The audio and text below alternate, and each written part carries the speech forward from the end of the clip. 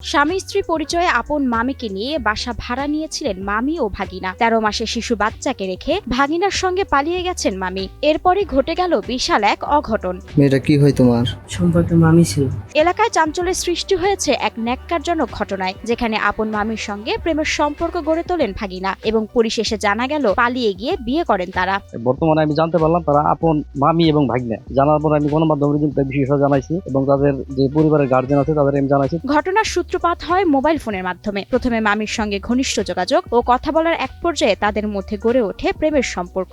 আমি বুঝতে পারি না যে সে আমার মামি, তার সাথে আমার মেসেজ হতে হয়েছে। সমাজের রীতিনীতি ও আত্মীয়তার সীমা লঙ্ঘন করে ওই ভাগিনা ফজলু নিয়মিত মামি মুন্নি আক্তারের সঙ্গে দেখা সাক্ষাৎ ও কথোপকথন চালিয়ে যান। কতদিন হয় বিয়ে করছো? আইসি তো অনেকদিন ধরে, 1 মাস। 1 মাস। পরিবারের বাধা ও সামাজিক নিন্দা উপেক্ষা করে এক পর্যায়ে মামি 13 মাসের শিশু বাচ্চাকে রেখে ভাগিনা ফজলুর হাত ধরে বাড়ি থেকে পালিয়ে যায়। পরে ঢাকার উত্তরায় এসে এক হুজুরের মাধ্যমে বিয়ে করেন তারা এবং কোনাবাড়ি আমবাগে ভাড়া বাসা নিয়ে বসবাসও শুরু করেন তারা।